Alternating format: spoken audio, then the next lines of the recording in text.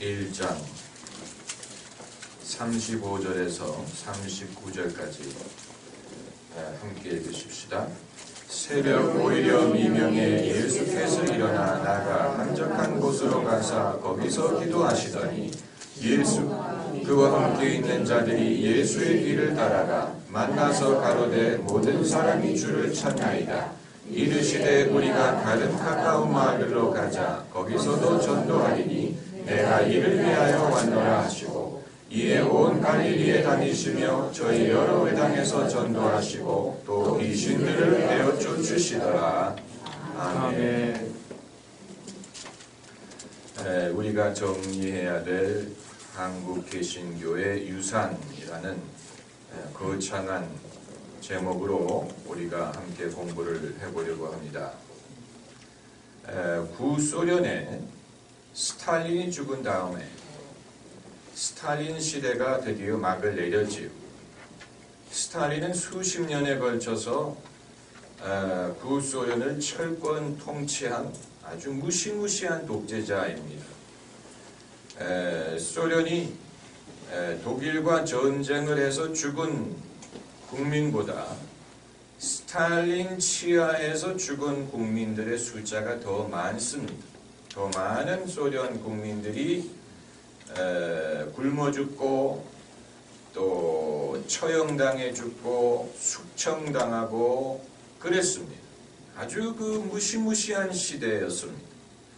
그런데 스탈린이 죽음으로써 그 시대가 막을 내렸습니다. 그리고 그 뒤를 이어서 소련의 지도자가 된 후르시초프가 이 당 대회에서 공개적으로 스탈린을 비판했습니다. 그리고 스탈린의 방식을 비판했습니다. 이것은 스탈린 시대에는 상상도 할 수 없었던 것입니다.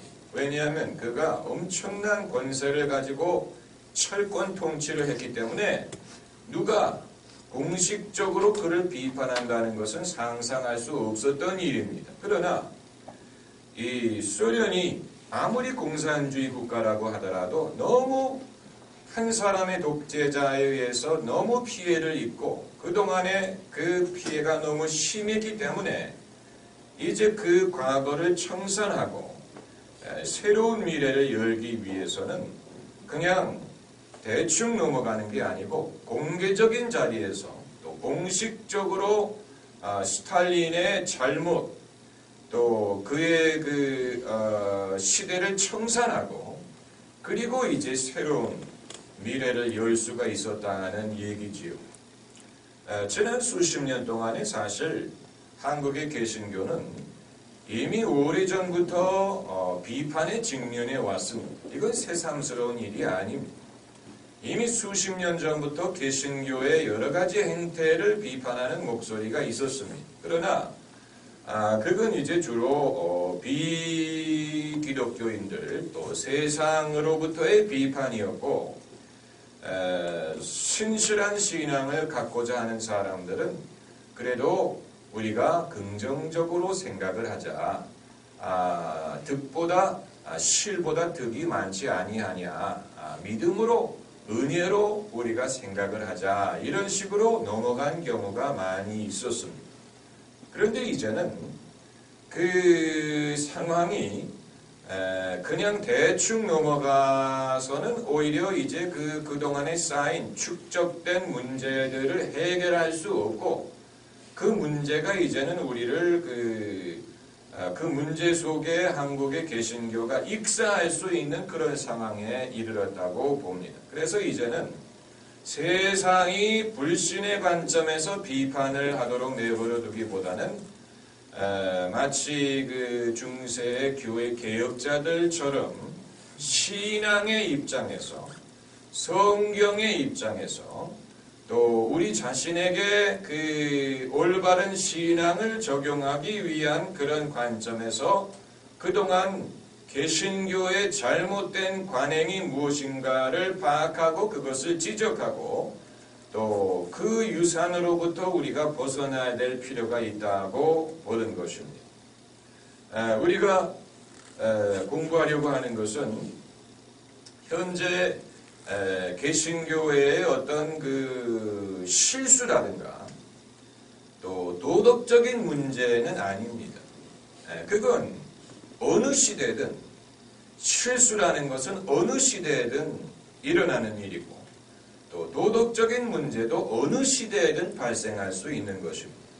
그건 사실 새삼스러운 것이 아니고 이미 거기에 대해서는 사회적인 합의가 이루어져 있습니다. 그 잘못된 것이다. 거기에 대한 사회적인 합의가 있습니다. 그리고 그것을 거론하는 것은 우리에게 별로 유익하지 않습니다. 별로 도움이 되지 않습니다. 아무 개가 무슨 잘못을 했다더라. 그건 하나의 가십은 될 수가 있지만 우리의 신앙이 별로 도움이 되는 건 아닙니다. 그럼 우리가 무엇을 공부하려고 하느냐? 우리가 물려받은 유산 중에 잘못된 것이 무엇인지를 파악을 해서 그 유산을 우리가 더 이상 갖지 말고 또 그것을 우리가 다음 세대에 물려주면 안 되겠다라는 것입니다. 우리가 물려받은 신앙적인 유산 중에 잘못된 것이 무엇이냐? 우리가 은연 중에 이렇게 믿는 것이 옳은 줄로 생각을 하고 또 이것이 유일한 방법이고 이것이 뜨거운 신앙이고 이것이 성경적인 것이고 이것이 은혜인 줄로 은연 중에 배웠는데 그게 아니고 뭔가 그 유산 중에 잘못된 부분이 있었다면 그건 우리가 파악을 하고 또 걸러내지 않으면 우리가 남을 비판하지만 우리도 똑같은 실수를 저지를 수밖에 없는 것입니다. 그건 공부하는 게 우리에게 유익하다는 것이죠. 유산이라는 말은 죽은 사람이 물려준 재산을 말하는 것인데 쓰는 순서가 좀 다르더라도 용서하시기 바랍니다. 저는 모양을 보고 배운 것이지 정식으로 쓰는 뭐라 그럽니까? 그 쓰는 순서를 뭐라고 부릅니까? 획순을 가지고 배운 건 뭐 글자라는 게 그냥 모양을 보고 그냥 쓰면 되지 여러분 알파벳 E를 쓰실 때 이렇게 쓰십니까? 이렇게 쓰십니까? 이렇게 쓰십니까? 상관없습니다. E만 쓰면 되지 E자를 어떻게 쓰느냐 그건 별로 중요하지 않습니다. 우리가 무슨 글씨 대회나 하는 게 아니고 그렇지 않습니까? G자를 쓸 때 이런 식으로 쓰든 이런 식으로 쓰든 이런 식으로 쓰든 사람이 읽을 줄만 아면 되지 남이 그걸 읽으면 되지 내가 어떤 A자를 쓸 때 이렇게 쓰든 이렇게 쓰든 이렇게 쓰든 간에 사람이 읽을 줄만 알면 되지 어떤 순서로 쓰느냐 그건 적어도 내가 쓸 때 누가 지켜보지만 않으면 상관이 없습니다. 그렇지 않습니까? 누가 지켜보고 그 순서 틀렸는데 so what? 그래서 어쩌다는 얘기 무슨 글자인지 당신이 알아보면 그것으로 족하지. 아무튼 유산이라는 것은 죽은 사람이 물려준 재산이라는 뜻인데 좀 더 넓은 의미는 이제 전대의 사람들이 끼쳐준 업적, 긍정적인 의미. 그렇지만 유산이 반드시 좋은 것만 있는 게 아니고 자식이 부모에게 배운 습관, 버릇 이런 것 중에는 부모가 이건 좀 안 배웠으면 좋겠는데 하는 것이 포함이 되어 있습니다. 이건 부모가 가르쳐서 배우는 게 아니고 보고 배우는 것입니다. 자식이 근데 부모가 혈기를 부린다든가 반찬 타령을 한다든가 이런저런 도덕적인 문제가 있을 때 부모는 그것을 숨기려고 하지. 부모는 거기에 대해서 자식 앞에 드러내려고 하지 않습니다. 그런데 자식들이 귀신같이 그걸 보고 배웁니다. 그래서 자식이 커가는 모습을 보면서 내가 의도적으로 가르친 것뿐만이 아니고 내 자식이 제발 안 봐줬으면 좋았을 걸 하는 것들을 이렇게 그대로 배우는 것을 보지 않습니까? 마찬가지로 신앙적인 유산도 결국은 보고 배우는 것이고, 좀 더 구체적으로는 강단에서 우리가 듣고 배우는 것입니다. 그렇기 때문에 이제 여기에 대해서는 그 신학적인 면과 또 목회적인 면을 떠나서 생각할 수가 없는 것입니다. 우리가 물려받은 신앙의 유산의 가장 큰 부분은 강단에서 듣고 배운 것입니다. 목회자들의 설교와 성경 공부를 통해서 듣고 배운 부분이 제일 큽니다. 그것보다도 큰 것은 없습니다. 보고 배우는 경우는 그렇게 많지 않습니다. 무슨 목회자를 따라다니면서 뭐 배우겠습니까? 뭐 가정, 집안 생활하는 걸 집에 가서 보고 배우겠습니까? 뭐 개인의 무슨 뭐 경건 생활을 따라다니면서 배우겠습니까?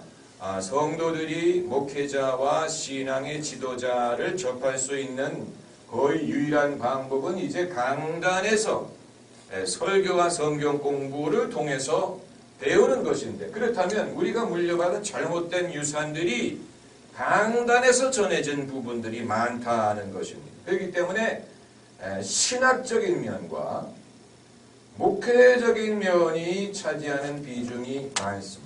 신학적인 면, 목회적인 면.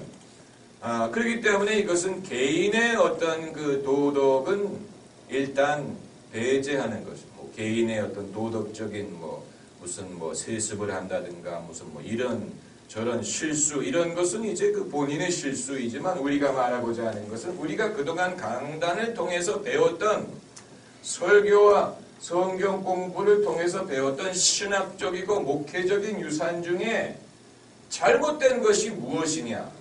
그 잘못된 것이 이제 현재의 한국 개신교의 어떤 그 실수의 원인이 됐다고 보는 거예요.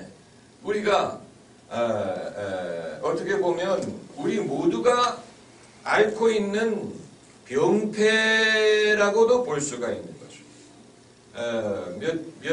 한 달 전쯤에 서울의 조계사에서 조계사 경내에서 어떤 그 목사님 몇 분이 큰 소리로 이제 예수 믿으라고 전도를 하다가 그게 이제 사회적인 물의를 빚었죠.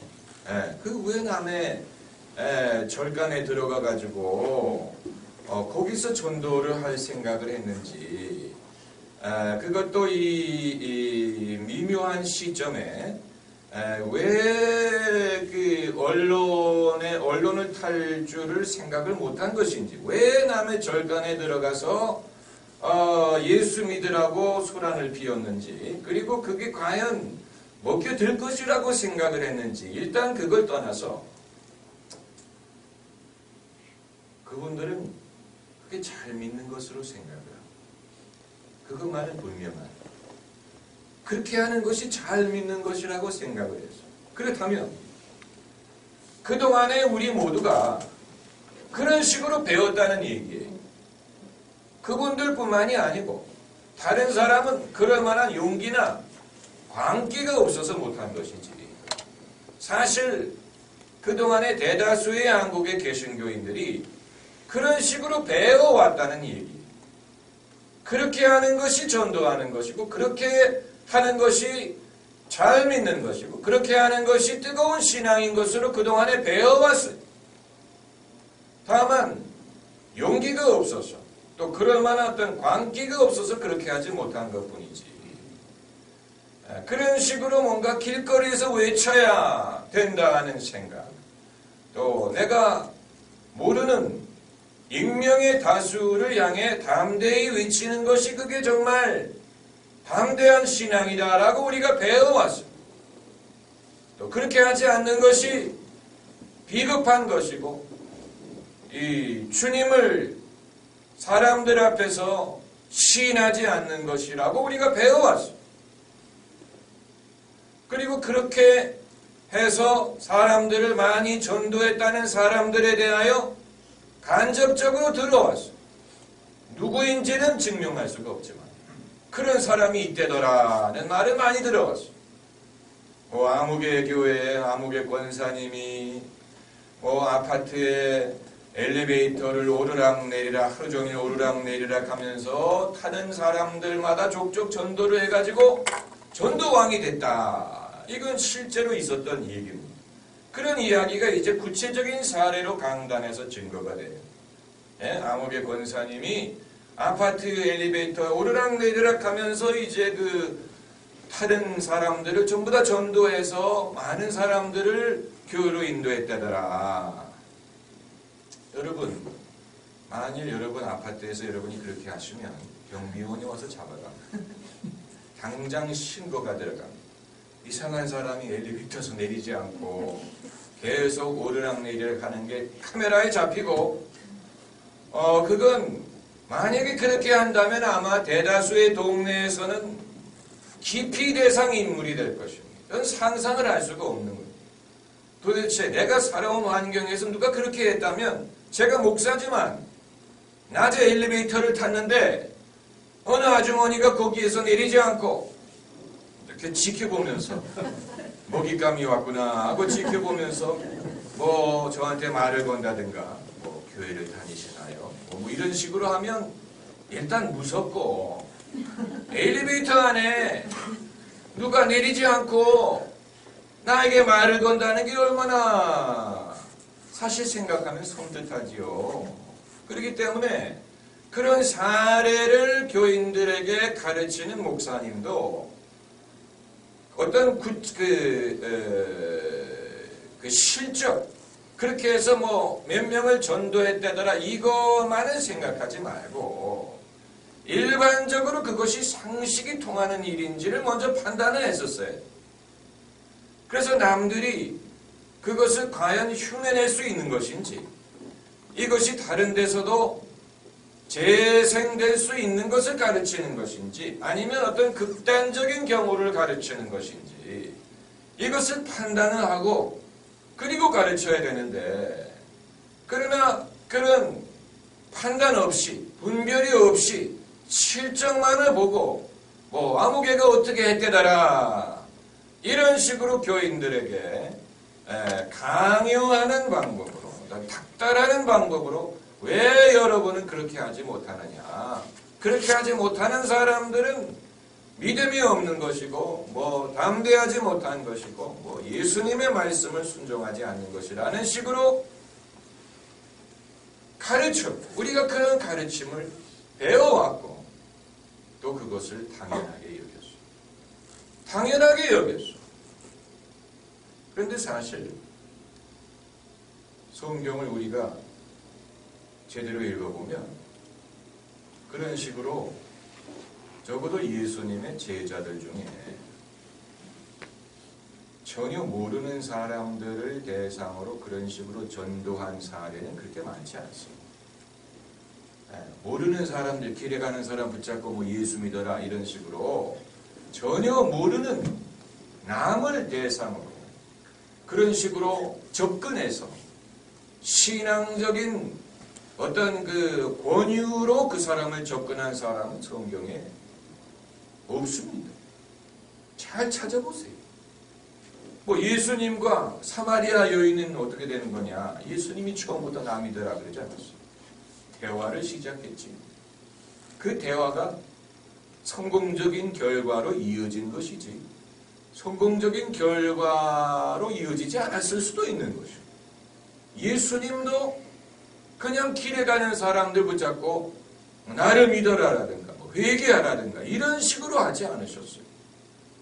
그럼 제자들은 어떠냐? 빌립이 이 에디오피아 내시를 처음 만났는데 그에게 전도하지 않았느냐? 그건 하나님의 특별한 인도함도 있었지만 아무리 하나님의 특별한 인도함이 있었을지라도 빌립이 그 사람 보고 처음 보자마자 예수 천당 이런 식으로 한 게 아니고 그 에디오피아 사람이 부탁을 했어요. 나를 가르쳐달라고. 가르쳐주는 사람이 없으니 어찌 내가 알 수 있느냐. 그래가지고 그 에디오피아 사람이 빌립을 초청해서 자기 병거에 올라오게 하고 거기에 앉아서 자기를 가르쳐달라고 했지. 빌립이 그냥 처음 보는 사람에게 막무가내로 가가지고 뭐 예수 천당 뭐 이렇게 해서 믿게 한 게 아니에요. 그런데 우리는 그런 거 생각하지 않고 그냥 하나의 컨셉이라는 것을 만들어서 뭐 노방전도다. 노방전도, 저도 노방전도 과거에 여러 번 해봤습니다. 길거리에서 길모퉁이에서 설교도 하고 뭐 전도지도 나눠주고 뭐 모르는 사람 찾아가가지고 공원에서 뭐 대화도 하고 뭐 별의별 방법을 했는데 근데 사실 돌아보면 결과는 별로 좋지 않았습니다. 결과는 별로 없었어요. 그리고 적어도 저는 그 방법으로 더 이상 전도하려고 하지 않고 더 효과적인 방법이 있다는 것을 알게 됐어요. 그게 뭐냐? 그건 이제 별개의 문제지만 제가 목회를 하는 이유도 바로 그거. 제가 목회를 하는 이유는 적어도 저에게는 이 방법이 가장 합리적이고 가장 타당성이 있고 효과적이고 가장 사람들에게 무리가 없는 방법이라고 생각을 하기 때문에 이 목회를 하는 것이고 목회도 그냥 목회가 아니고 여러 가지 방법론을 동원하지 않습니다.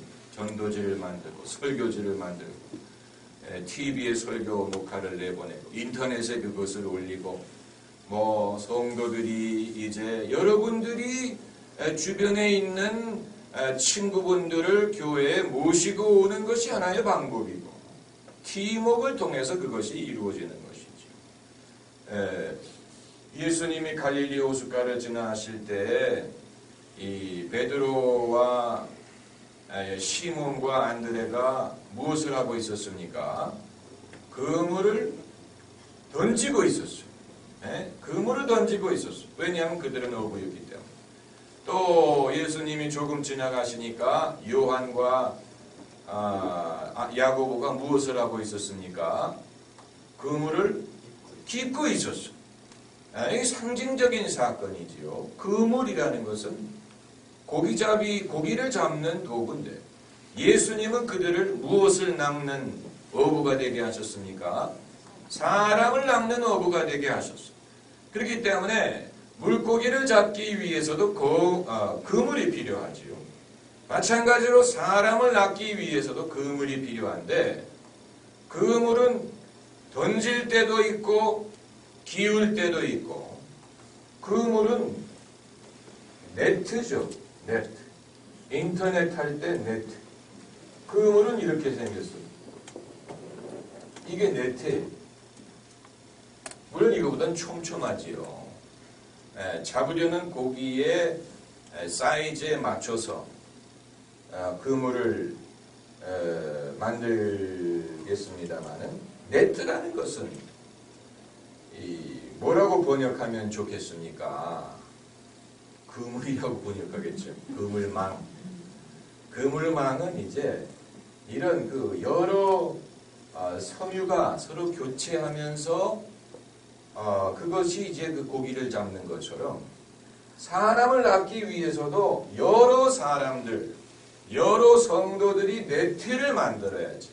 이게 한 사람의 노력만으로 되는 건 아니에요. 여러 사람이 이렇게 협조를 해서 함께 수고를 해서 이 그물망을 만드는 것이 중요한 것이죠. 이건 사실 범교회적인 그물이지요. 한 교회만이 운영할 수 있는 그물이 아니고 여러 교회가 본인들이 의도하든 의도하지 않든 의도하지 않는 경우가 많아요. 한국의 개신교는 다 개교회주의이기 때문에 타교회는 동지라기보다는 경쟁자예요. 동지라기보다는 경쟁자예요. 그렇기 때문에 자기 동네에 불교 사찰이 들어온 건 오히려 용서할 수 있는데 교회가 들어오는 건 용서 못해요. 내 영역을 침범했다고 생각하기 때문에 경쟁자예요. 그렇지만 의도하지 않아도 결국은 이 교회들이 서로 그물망을 이루어가지고 이 세대를 이제 예수님을 위하여 낚는 일을 하고 있지. 이거 어느 한 사람이 할 수 있는 건 아닙니다. 어느 한 사람의 유능한 사람이 있어서 그 한 사람이 한다면 그건 다른 성도들은 할 일이 없다는 얘기인데 그렇지 않습니다. 그렇지 않아요. 그래서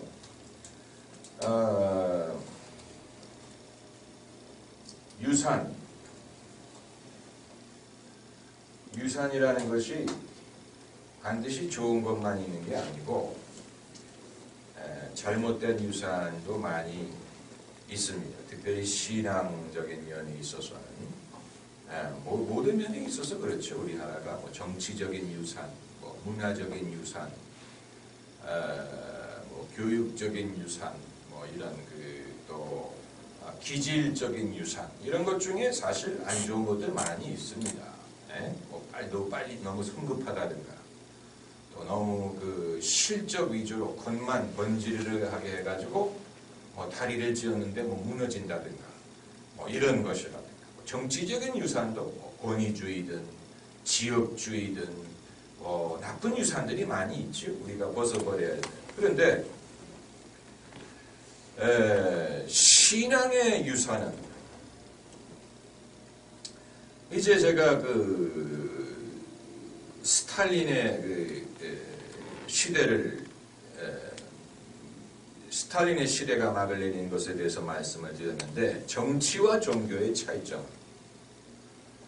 정치는 지도자 몇 사람에 의해서 좌지우지 될 수 있습니다. 정치는 몇 사람의 독재자에 의해서 얼마든지 좌지우지 될 수 있습니다. 누가 지도자가 되느냐. 히틀러 같은 사람이 지도자가 돼가지고 뭐 수억 명이 이제 목숨을 잃는 전쟁도 발발할 수가 있고 뭐 그렇습니다만 종교는 차이가 있는 게 무엇이냐면 첫째는 이제 이 목회자의 실수도 있어요. 목회자가 잘못하는 부분이 있어요. 그렇지만 목회자만의 실수로 그게 성립되는 게 아니고 성도들이 맞장구를 쳐야 성립이 되는 부분이 있다는 거예요. 목회자 한 사람이 그냥 혼자 북치고 장구친다고 되는 게 아니고 성도들이 맞장구를 쳐줘야 되는 옳다. 나는 이게 마음에 든다. 이런 식으로 아멘 뭐 이런 식으로 이게 은혜가 된다. 나는 이게 좋다. 이런 식으로 교인들이 맞장구를 쳐주지 않으면 목회자가 아무리 시끄럽게 떠들어대도 그건 별 효과가 없죠. 여기에서 이제 우리가 정리해야 될 개신교의 유산은 목회자들만의 잘못에 의한 것이 아니고 성도들이 적어도 암묵적으로 아니면 의도적으로 적극적으로 동조하고 또 협조하고 또 추정한 면이 없이는 그렇게 될 수 없었다는 것을 생각해야 돼요. 여기에는 이제 뭐라 그럴까?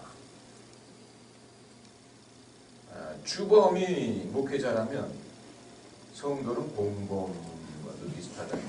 나쁜 말이지만 어느 정도는 거기에 협조를 하니까 그게 이루어지지.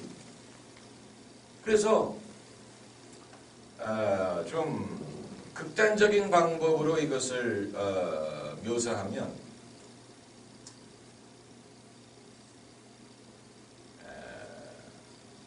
서로 합의한 것입니다. 합의에 의한 것입니다. 그러니까 교인들이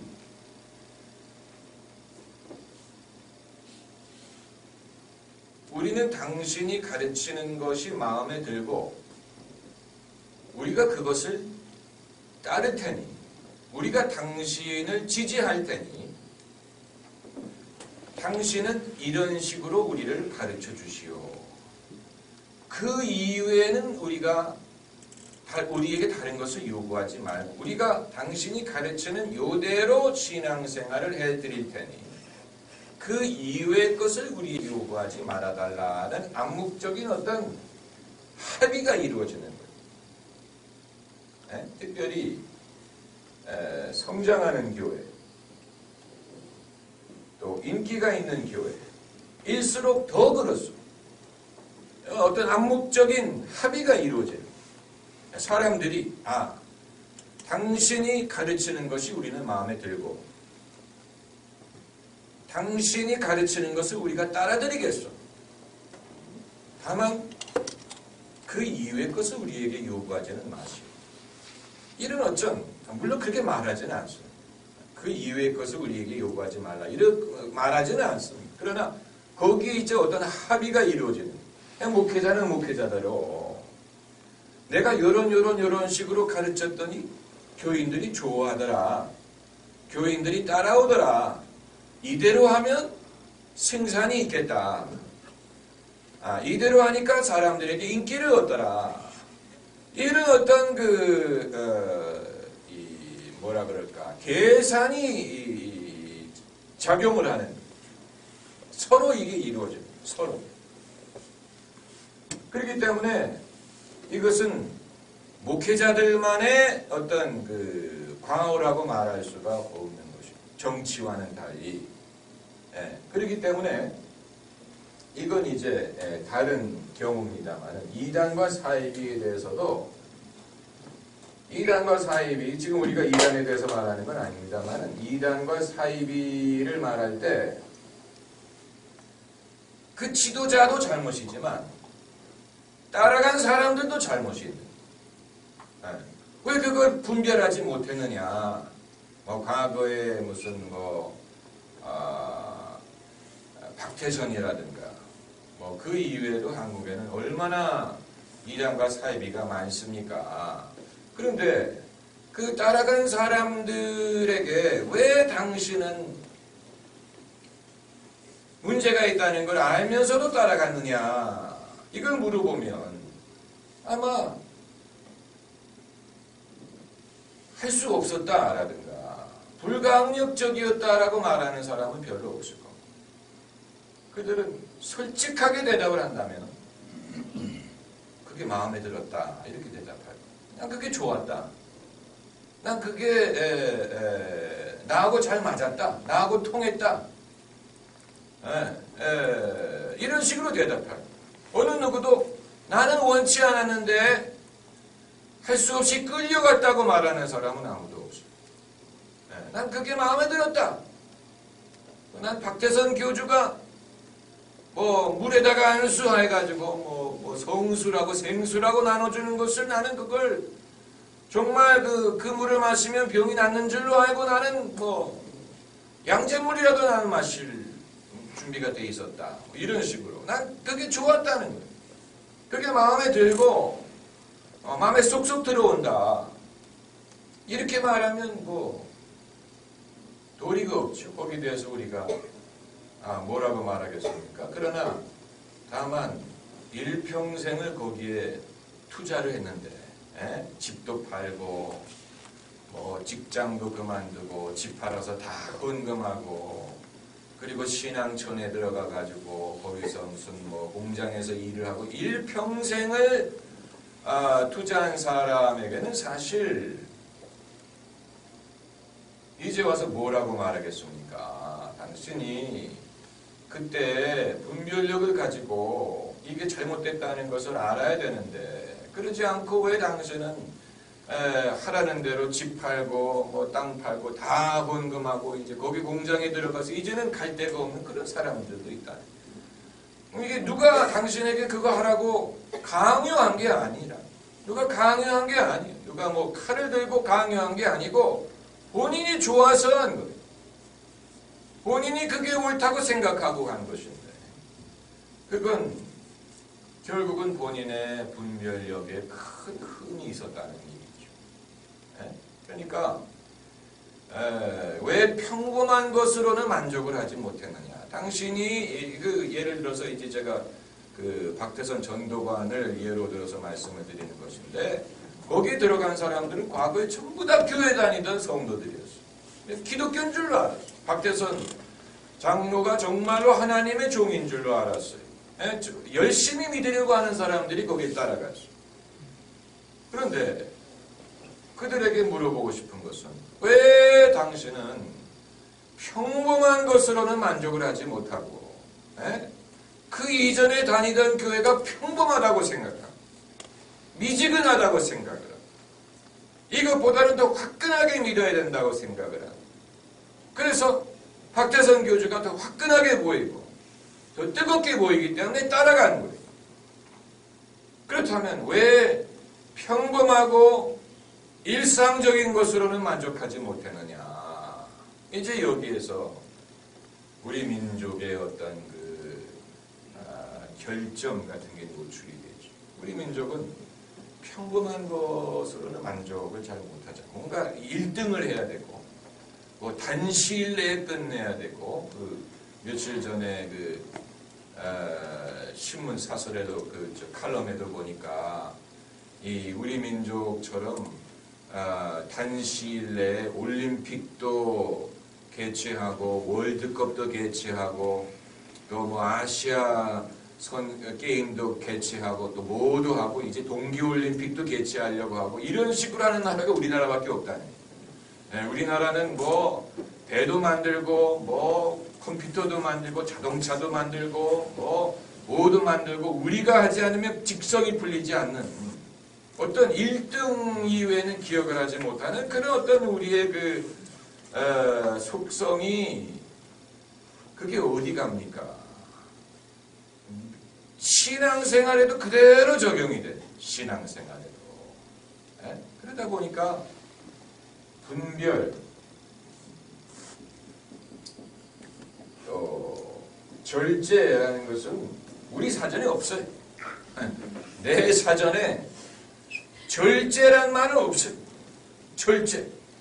한국 사람들은 술을 마실 때도 그냥 토할 때까지 마셔야 돼요. 뭐 강요해가지고 상대방이 술을 마실 수 있든지 없든지 간에 아무튼 뭐 강요하니 뭐 실신할 때까지 마셔야 돼. 그렇게 해야지 그게 정말 뭐 완전히 뭐 실신할 때까지. 절제라는 것은 우리의 사전에 없어요.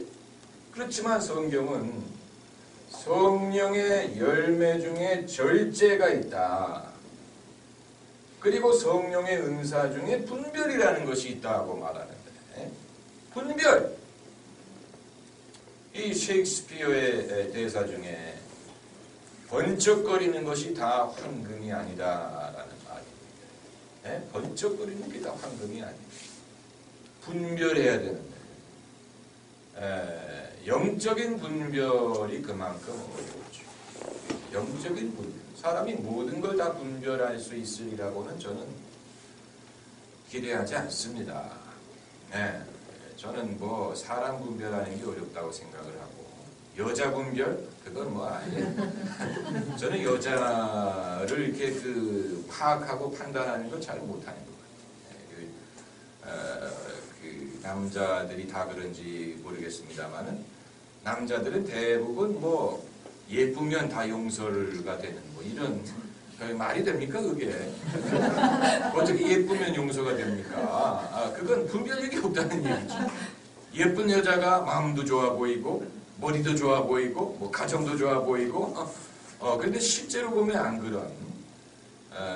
그리고 뭐 사람을 인터뷰한다든가 뭐 이럴 때도 전 잘 사람을 구별한다는 게 이게 참 어렵다는 것을 느끼는데 그래도 영적인 분별력은 그건 하나님이 주시는 은사이기 때문에 영적인 분별력만큼은 그래도 있어야 되지 않나 이렇게 봅니다. 영적인 분별력에는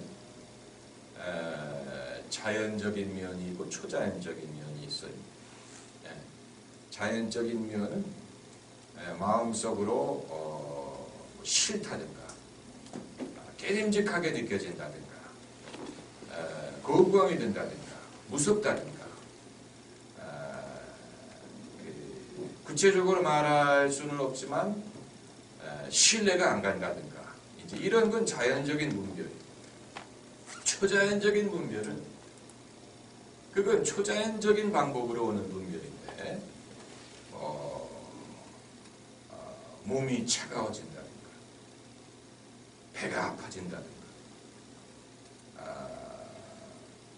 몸에 솜털이 돋는다든가 사람이 긴장하면 이렇게 털이 곤두서잖아요. 그렇다든가 어떤 그런 그 자연적으로 설명할 수 없는 그런 방법으로 이 분별력이 발동할 때도 있습니다. 그래서 성령이 역사할 때는 몸이 뜨거워지는데 악령이 역사할 때는 몸이 차가워진다. 이건 자연적으로는 설명할 수 없는 방법. 이건 초자연적인 방법이지. 아무튼 분별과 절제. 여기서 절제라는 것은 무슨 술 마시고 욕망 이런 것뿐만이 아니고 모든 면에 있어서의 절제를 말합니다. 영적인 절제, 신앙적인 절제. 이것도 필요한 것입니다. 이걸 못하면 이단처럼 매력적인 데가 없지요. 이단은 자기들이 세계에서 제일 잘 믿는 것처럼 주장을 하거든요. 우리처럼 믿지 않는 건 다 나이롱 신자다. 우리처럼 믿지 않는 사람들은 다 미지근한 우리처럼 믿는 거 그게 잘 믿는 거다. 이게 이제 그 사이비의 특징 중에 하나. 우리 영적인 교만이죠. 영적인 교만. 그러나 그걸 처음 접하는 사람은 그걸 교만이라고 보지 않고 정말로 잘 믿는 사람들이 저기 있다. 나도 저렇게 되고 싶다. 이렇게 이제 생각하면서 매력을 느끼는. 그러면서 거기 빠지게 된. 어느 누구도 여러분. 나는 교회 다니기 싫고 나는 신앙생활 열심히 하기 싫다고 하다가 사이비에 들어가는 사람은 한 명도 없어. 사이비에 빠지는 사람은 전부 다 나 좀 잘 믿고 싶다라고 하다가 빠져. 그러니까 참 이 세상이 참 불공평한 거예요. 네? 그 양쪽에 다 올무가 있는. 제가 여러 번 누누이 말씀드리지만 양쪽에 다 올무가 있어요. 이게 길이 있다면 길을 가는데 인생의 길을 갈 때 신앙의 길을 갈 때 이쪽은 불신, 의심, 미지근, 나이롱 신자 이런 유혹이 있는 쪽이고 이쪽은 이단, 치우침, 또 광신, 또 영적인 교만. 그러니까 사람이 이쪽으로 빠지면 그것도 시험이에요. 반대로 가다가도 시험이에요. 양쪽에 올무가 있어요. 그렇기 때문에 이 중간 길을 간다는 게 굉장히 어려워. 이쪽으로 빠지려는 유혹도 있고 이쪽으로 그래서 이쪽에 갔다가 회개하고 이쪽으로 가고 여기에서 상처 있고 또 이쪽으로 가고 이건 정말로 운이 없는 사람. 정말 재수 없는 사람이에요. 정말 그 운이 없는 사람. 그런 사람도 있어. 여기 있다가 회개하고 이쪽에 갔다가 여기서 상처 있고 또 이쪽에 빠졌다가 그런 사람은 정말 아주 불쌍한 사람. 그런 사람도 있어. 그러니까 양쪽에 늑대가 기다리고 있다는 걸 모르는. 양을 잡아먹으려는 늑대가 양쪽에서 이렇게 기다리고 있다는 걸 모르고 그러니까 인생을 갈지자로 가는 사람들이죠. 극단과 극단을 왕래하는 사람들. 그건 참 불행한 것이죠. 극과 극을 오가는 사람. 그러니까 정말 불쌍한 것이죠. 여러분 그렇게 되시면 안 돼요. 그러니까 이쪽에서 세상에서 죄를 짓고 헤매다가 내가 이러지 안 되겠다 그래가지고 가서 회개하고 뭔가 하려고 했다는데 그게 사익이고 이단이고 그래서 거기서 또 상처를 입고 그럴 바에 나는 안 믿겠다 교회 안 다니겠다 해가지고 다시 이쪽으로 갔다가 그걸 우리는 우리는 좌로나 우로나 치우치면 안 됩니다. 좌로나 우로나 치우치면 안 됩니다. 그런데 이제 한국 개신교가 잘못한 것이 무엇이냐? 오늘은 성공이 오히려 올무가 된 부분에 대해서 생각을 해보려고 합니다. 성공이 오히려 올무가 된 이건 무슨 뜻이냐?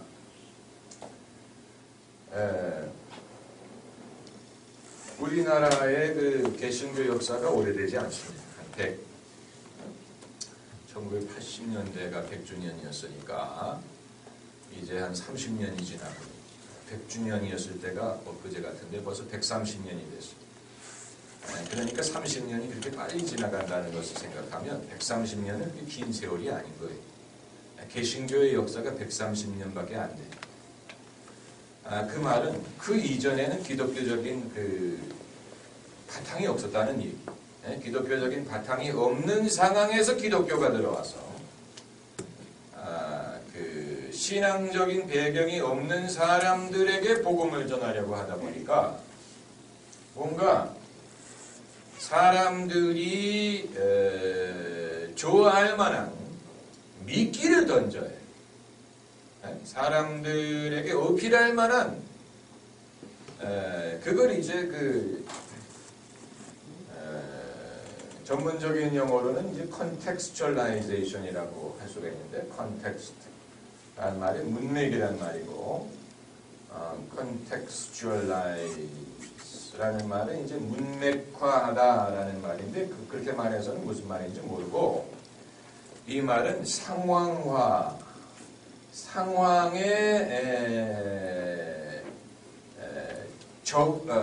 상황에 맞춰서 적용한다는 뜻입니다. 상황에 맞춰서 적용한다. 적용이란 말로 번역할 수가 있고 좀 더 다른 말로 풀어서 해석하면 실존적인 적용이라고 부를 수 있습니다. 실존적 적용. 기독교 신앙을 신앙의 배경이 없는 사람들에게 그들이 받아들일 수 있도록 뭔가 동기를 부여하려고 하다 보니까 그들의 상황에 맞춰서 적용을 해줘야 됐다. 그런데 그동안에 그걸 너무 잘했어요. 그 작업을 잘했어요. 그래서 많은 사람들에게 기독교 신앙이 어필을 합니다. 많은 사람들이 교회를 나오게 되죠. 많은 사람이 복음을 받아들이게 되죠. 그것이 한국의 개신교의 성공의 원인이 됐어요. 그 작업을 잘한 거예요. 예수를 믿으면 복을 받고 예수를 믿으면 문제가 해결이 되고 예수를 믿으면 뭐 자녀들이 뭐 잘 되고 병이 낫고 이런 식으로 이 신앙을 실존적으로 적용을 한 거예요. 사실 예수님이 가르치신 건 그게 아닌데 예수님이 가르치신 것은 너희가 나를 믿어서 뭐 복을 받고 뭐 문제가 해결되고 뭐 병이 낫고 뭐 이게 복음은 아니에요. 복음의 내용은 예수님이 우리의 죄값을 지불하셨고 예수님을 믿음으로 우리가 죄 사함을 얻는 것이고 그리고 우리가 예수님을 구주로 모시고 따라간다. 그게 복음이에요. 그러나 그렇게 해서는 사람들이 별로 호응을 할 것 같지 않기 때문에 상황에 맞춰서 적용을 해줬어요. 그것이 사람들의 입맛에 맞았어요. 그리고 결과가 좋았어요. 다시 말하면 이 다수가 호응을 했어요. 그래서 많은 사람들이 교회를 나오게 됐어요. 그런데 이건 어디까지나 신앙적인 배경이 없는 사람들에게 신앙을 전하려는 하나의 도구에 불과했는데 이게 본 메시지가 되어버린 이게 본 메시지가 됐어요. 이게 신앙의 핵심이 되어버리고 원래 복음의 본 메시지는 주변으로 밀려가 나게 된다. 그래서 이제 와서 복음으로 돌아오려고 해도 교인들이 거부하는 거예요. 교인들이 너무 여기 익숙해졌기 때문에 다른 것은 별로 원치 않는, 거부하는, 반발하는, 불편해하는. 그래서 아까 제가 말씀드리는 게 목회자와 교인들 간의 암묵적인 합의가 이루어졌다고 말했습니다. 교인들이 우리는 이게 좋사오니 앞으로 두고두고 이것만 우리에게 요구하라. 그럼 우리가 따르겠다. 다른 것을 요구하지 말아라. 이 암묵적인 합의가 이루어져. 그래서 본 메시지는 바깥으로 밀려나가고 이 contextualize, 이 상황에 적용했던 미끼가 그게 주된 메시지가 되어버린 것이죠. 이건 우리 모두의 신앙 속에 바이러스처럼 들어와 있어요. 우리 모두가 그 차이는 있을 수 있지만 우리 모두의 신앙 속에 그것이 바이러스처럼 다 들어와서 오염을 시켰어요. 오염을 시켰어요. 그리고 의식이 있는 목회자들도 적어도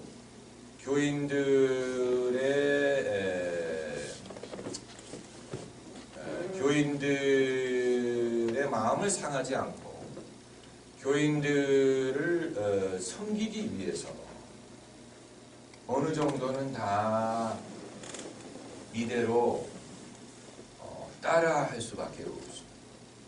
이게 무슨 얘기냐? 성도가 이전을 했다, 개업을 했다. 그래서 목사님 오셔서 축복해달라. 그럼 가야 됩니다. 그러면서 마음속으로 생각합니다. 예수님은 이런 걸 가셨을까? 안 가셨을 것 같아요. 예수님은 그런 개업 예배 같은 거 안 가셨을 것 같아요. 누가 뭐 갈릴리에 빵집을 열었는데 예수님 오셔서 사업 잘 되라고 좀 축복해달라 그러면 예수님이 내가 언제 너네 빵집 축복하라고 온 줄 아냐? 안 가셨을 것 같아요. 그렇지만 적어도 목회하는 목사는 성도들이 시험 받는 걸 원치 않으면 가야 됩니다. 그리고 또 주변 사람들이 뭐 사모를 비롯해서 뭐 교육자들이 성도들을 그게 섬기는 길이라고 그렇게 하기 때문에 뭐 울며 겨자 먹기로 가야 돼. 가서 입에서 침이 튀길 정도로 축복 기도를 해줘야 돼. 하나님 이 집에 복을 내리셔가지고 뭐 사람들이 동네 모든 사람들이 여기를 찾아오게 하시고 뭐 이런 식으로 축복 기도를 해야 돼.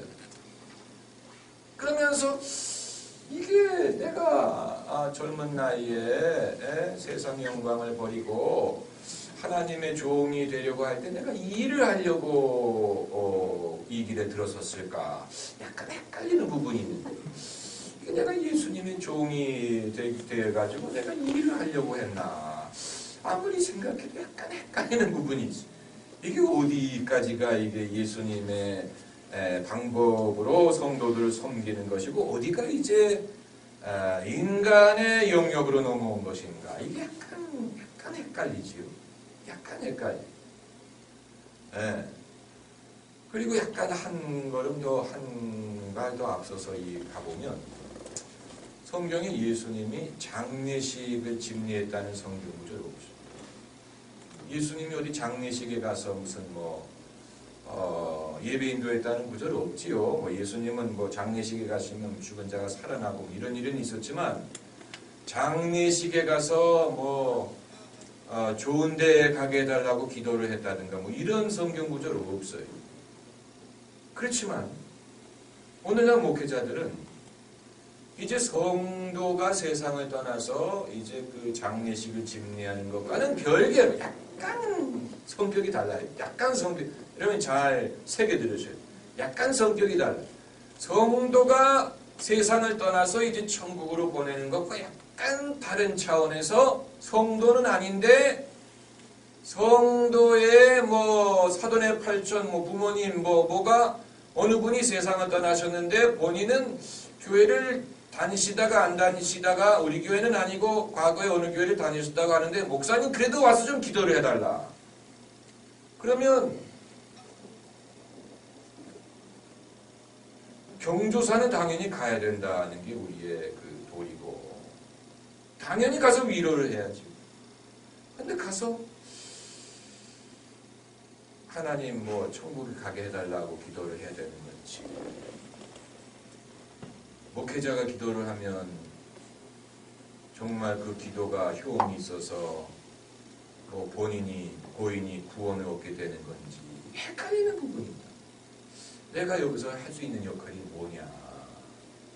할 수 있는 역할이 뭐냐? 내가 무슨 제사장도 아니고 영혼을 천국에 보낼 수 있는 권한이 있는 것도 아니고 죄를 사할 수 있는 권한이 있는 것도 아니고 나의 역할은 그 유족들을 위로하는 것인지 약간 그게 헷갈리는 부분이 있는.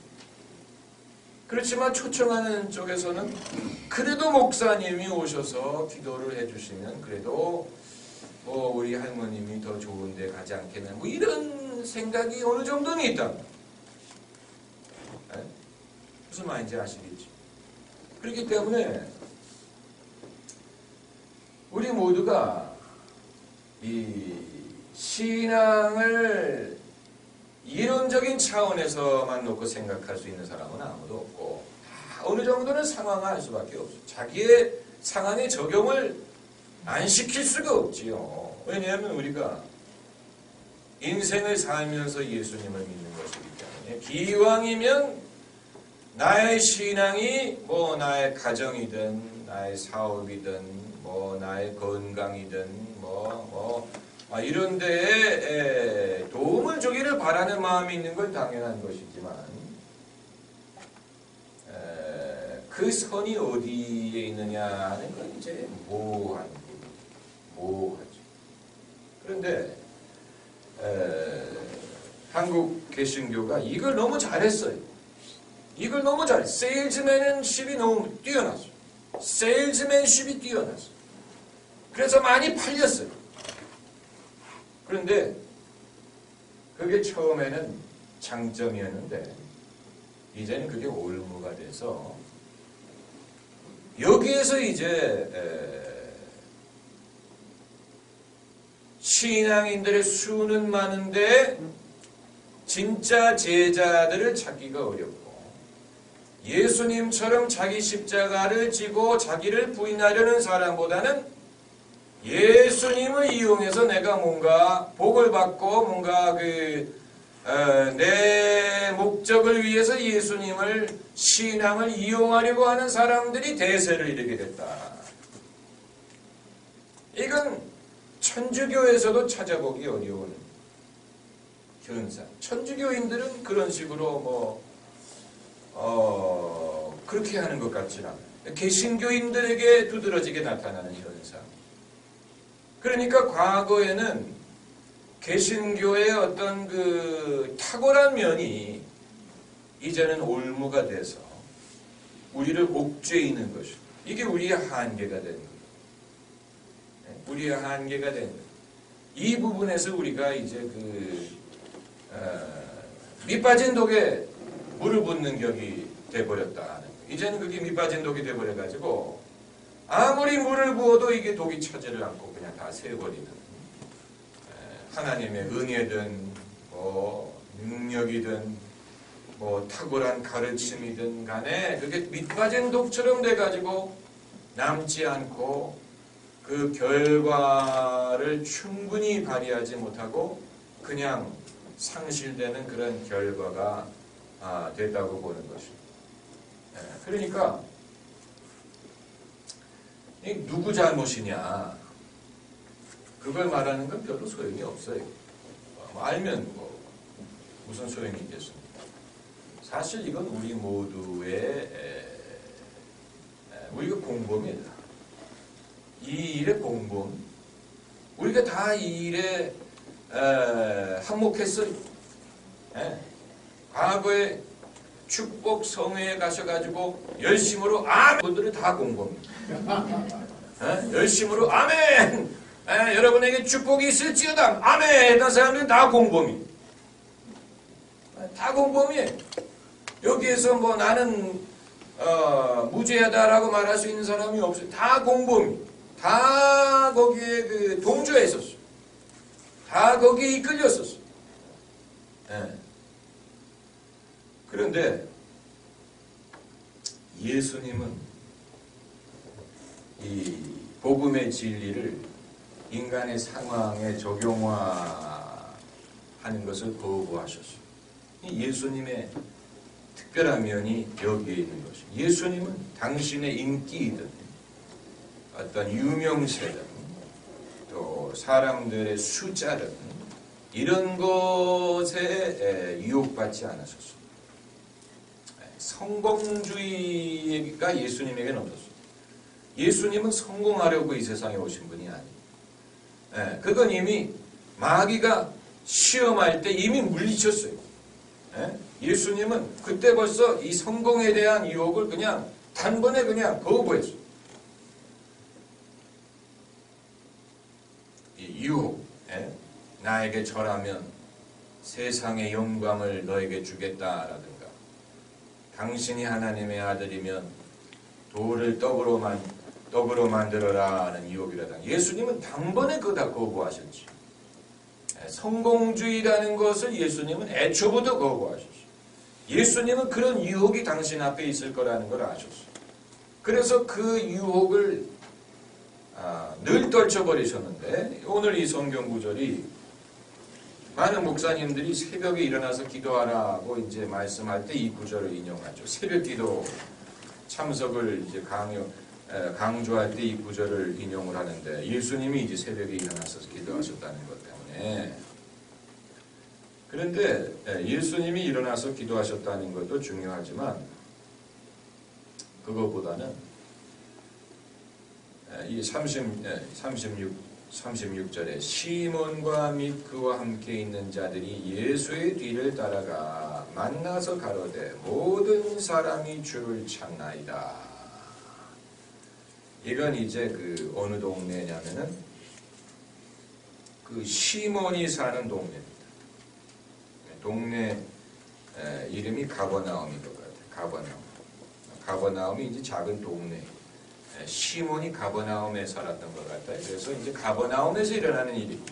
그래서 모든 사람이 주를 찾나이다. 이제 여기에 이 뉴스를 좋은 소식으로 들으면 안 돼요. 모든 사람이 당신을 찾습니다. 라는 말을 그 말을 예수님이 듣고 흥분하지 않았어요. 흥분했다면 그 유혹에 넘어가셨어요. 예수님은 이 소식을 좋은 소식이라고 해석하지 않았어요. 모든 사람이 주를 찾나요? 왜 모든 사람이 주를 찾습니까? 모든 사람이 주를 찾는 이유가 뭡니까? 병 고쳐달라. 왜냐하면 그 전날 온 동네가 그 집에 모여가지고 예수님의 고침을 받았고 동네가 완전히 뒤집어졌어요. 난리법석 예수님한테 찾아가면 병이 다 낫는다. 온 동네가 그 집 앞에 모이고 동네가 완전 뒤집어졌어. 그러다가 이제 밤이 깊어지니까 이제 다들 돌아가시고. 그래서 사람들이 돌아갔다가 새벽이 올 때까지만 새벽이 올 때까지 기다리는 거예요. 다시 오려고. 왜냐하면 아직도 낫지 않은 사람들이 많이 있으니까.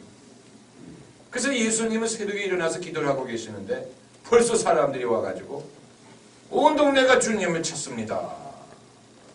그런데 예수께서 그들을 만나주시기를 거부하셨어요. 네? 그래서 38절에 이르되 우리가 다른 가까운 마을들로 가자. 거기서도 전도하리니 내가 이를 위하여 왔노라. 이건 이제 이 대단한 말씀입니다. 오늘날 그 한국의 개신교가 유념해야 되는 그 예수님의 정신이 바로 여기다고 봐야 돼요. 오늘날 그 한국 교회를 물들은 그 오염시킨 것이 성장의 신화, 성장, 교회 성장.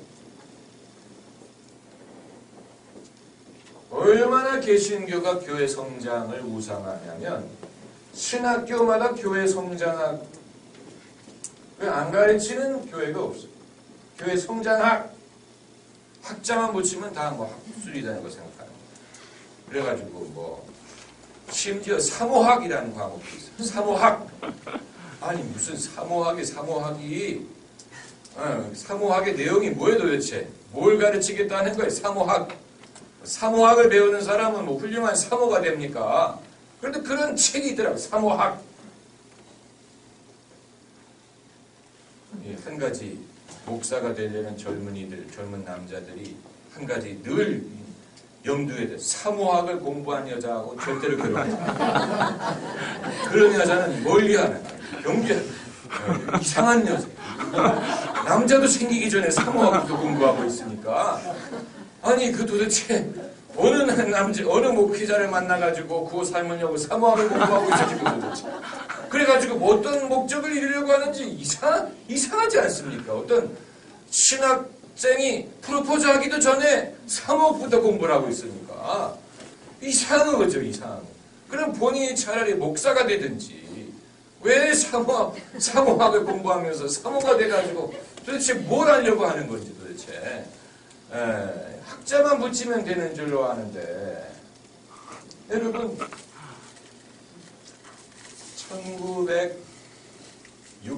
1970년대만 하더라도 교회 성장학이라는 것은 없었어요. 이건 70년대 이후의 현상. 70년대 이후에 교회 성장이라는 것이 하나의 개신교의 두드러진 가치관으로 등극했어요. 그래서 교회가 당연히 성장을 해야 되고 성장지향주의, 성장을 목적으로 하는 목회. 그래서 신학교에서도 아직 목회를 시작하지도 않은 신학생들을 대상으로 교회 성장학부터 가르치는, 그래서 목회를 하나의 사회학적인 관점에서 마케팅, 경영학, 사회학 이런 것과 접목을 시켜가지고 어떻게 하면 대중의 입맛에 맞추어서 대중의 필요를 파악을 해서 그것을 채워줌으로써 교회 성장을 이룰 수 있느냐를 가르치는, 이 교회 성장학을 유행시킨 것이 대한민국의 개신교. 대한민국의 개신교가 공부 주범이에요. 주범. 교회 성장 신화를 이 기독교의 하나의 주된 목표로 제시하게 돼요. 이전에는 이런 개념이 없었어요. 성경에 교회 성장이라는 말이 나오지 않아요. 신학교에서 이런 거 가르치지 않았어요. 오히려 이런 것을 이상하게 생각했죠. 이 교회 마케팅 이런 거는 몇십 년 전만 하더라도 마케팅 그러면 목회자들이 이상하게 생각했어요. 이게 무슨 뭐 장사냐 사업이냐 무슨 하나님의 일에 마케팅 얘기를 하느냐. 근데 요즘에는 뭐 드러내놓고 이제 사람들이 말해요. 마케팅 전략, 교회의 마케팅, 교회 PR 뭐 이런 뭐 요즘에는 그렇게 하지 않으면 목회를 할 수 없다고 다들 생각을 하기 때문에. 그런데 예수님은 그런 어떤 그 성장의 신화에 유혹받지 않았어요. 그래서 모든 사람이 주를 찾나이다 라고 했을 때 예수님이 단번에 거절했어요. 이게 이제 예수님이 완곡하게 말씀하신 거예요. 우리가 다른 가까운 마을들로 가자. 거기서도 전도하리니 완곡하게 말씀하신 것이지만 예수님 말씀의 본뜻은 지금 예수님을 찾는 그 많은 사람들에게 뭐라고 말씀하시는 겁니까? 빠이빠이라고 말합니다. 노라고 말합니다. 당신들이 지금 나를 찾아가지고 나에게 부탁을 하려고 하는 모양인데 내 대답은 뭐라는 얘기예요? 노라는 얘기예요. 이거 아주 파격적인 거죠. 오늘날 예수님식으로 할 만한 목회자가 몇 명이나 있을지 모르겠어요. 아마 그렇게 하면 일단 사람들이 욕부터 할 거예요. 저분은 사랑이 없다. 저분은 뭐 섬기는 마음이 없다. 하나님이 주신 은사를 우리를 위해서 써야지. 뭐 이런 식으로. 그걸 떠나서 하루아침에 온 동네에 유명세를 타게 돼. 유명한 인사가 됐는데 그 유혹을 누가 뿌리칠 수 있겠습니까? 안 그래요? 단번에 스타가 됐는데 온 동네 사람들이 나를 찾는다. 얼마나 영광입니까? 영광이죠. 그러나 예수님은 거기에 그 올무가 있다는 걸 아셨어요. 그래서 거기에 응하지 않으셨어요. 다른 동네를 가버렸어요. 이 동네 사람들이 닥쳤던 개가 돼버렸죠. 예수님 우리 병을 고쳐줘야 되는 게 아니냐. 예수님 우리 병을 고쳐줘야 되는 게 아니냐. 근데 예수님은 거기에 대해서 노라고 말씀하세요. 내가 세상의 병자들 고쳐주러 온 게 아니라 예수님이 병자를 고치셨지만 병자를 고치러 오신 건 아니에요. 그 차이점이 있어요. 네.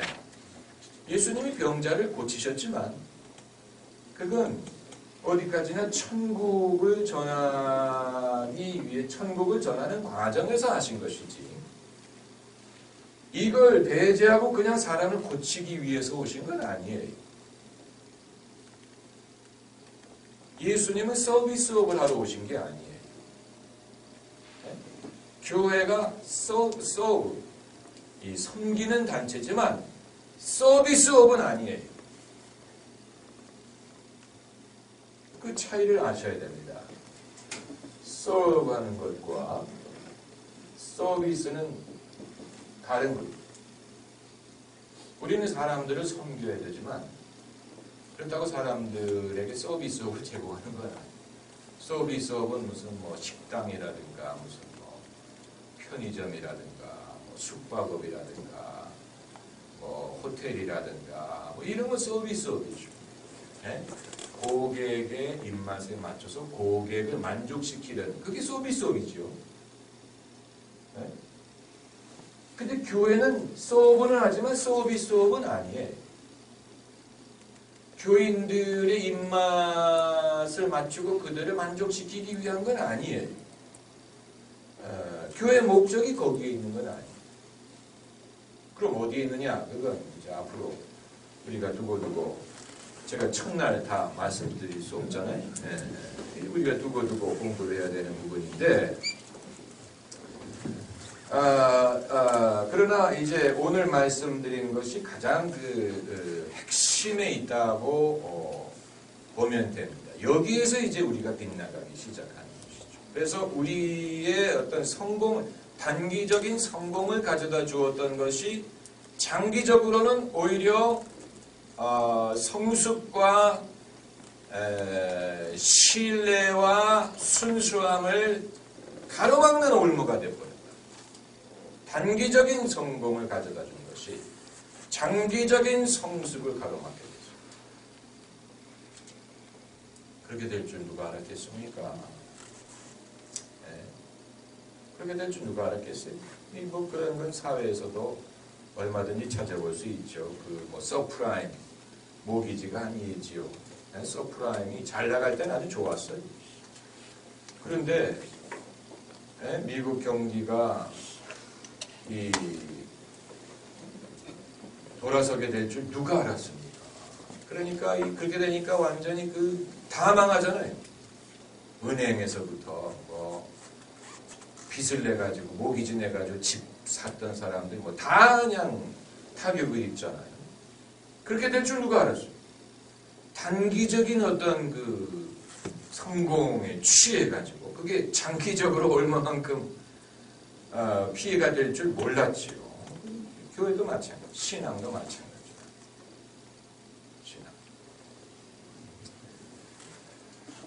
예수님이 우리의 스승이십니다. 할렐루야.